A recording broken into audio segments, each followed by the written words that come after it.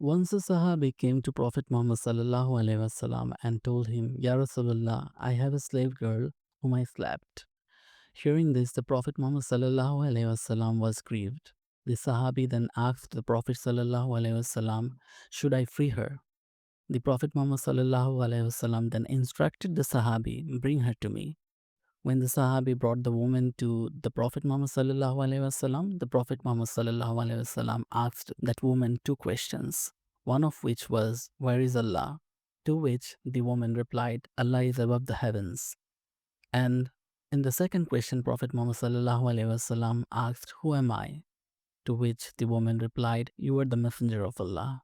Hearing this, the Prophet Muhammad sallallahu alaihi wasallam told the Sahabi that free her, she is a believer. So here we find that the Prophet Muhammad sallallahu alaihi wasallam was checking if that woman was a believer or not. And to check that, the Prophet Muhammad sallallahu alaihi wasallam asked two questions. The first of which was, where is Allah? So this is a concept in Islam that is a crucial one, which dictates if a person believes in the way the Prophet Muhammad sallallahu alaihi wasallam told us, he taught us, the Sahaba believed, and the later generation believes. So in the Quran even we have few verses which clearly mentions that Allah is above the heavens, above his throne, and above every creation. So in the Quran Allah says, the most compassionate Allah who is established on the throne. This is one of the verses widely quoted by the scholars. And then there is another verse where Allah says, indeed your Lord Allah who created the heavens and the earth in 6 days, then established himself on the throne. So here Allah clearly is mentioning that Allah established himself on the throne. Then another two verses where Allah clearly states that he is above the heavens. So, do you feel secure that the one who is above heaven will not cause the earth to swallow you up as it quakes violently? Or do you feel secure that the one who is in heaven will not unleash upon you a storm of stones? Only then would you know how serious my warning was. So, these are only four verses where Allah clearly states that He is above His throne. There are many more verses in the Quran and in the Hadith. We also know that the Prophet Muhammad sallallahu alaihi wasallam taught us the same, and also all the Sahabi and later three generations believed in that. So there are people who believe that Allah is everywhere.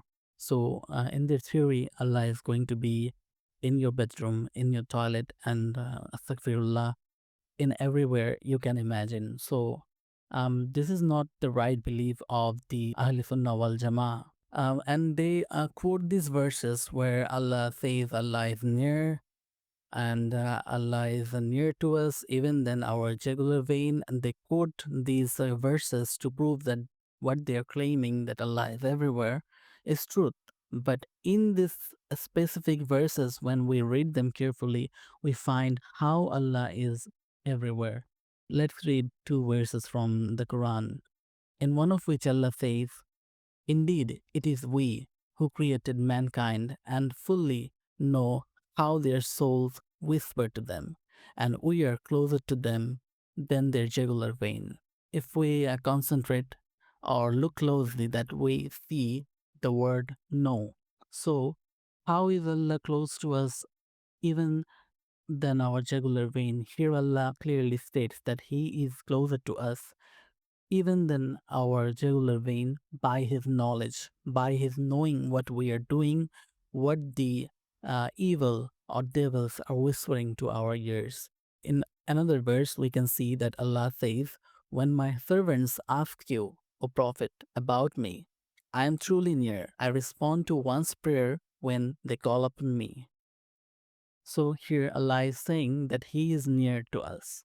But how He is near, He also states that in the same verse where He says, I respond to one's prayer. So by responding to our prayer, He is close to us. So in this verse, Allah is saying that He is near to us by knowing and by accepting our prayers. He is near to us, but not in the other senses that the people claim.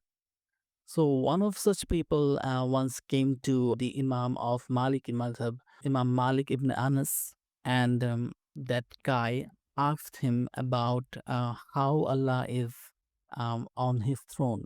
To his question, Imam Malik aggressively or angrily said that Allah's being stationed on his throne, the nature is inconceivable. His stationing is known, believing in it is obligatory, and asking about it is an innovation. And then he said to the questioner, I fear you are a deviant.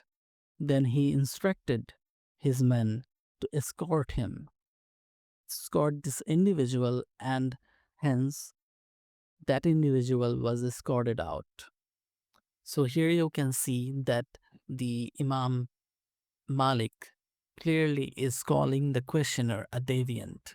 So anyone who believes such thing that Allah is everywhere or does not believe Allah is above his throne or questions how is he above his throne is a deviant person according to Imam Malik and according to many scholars in the past and at the present.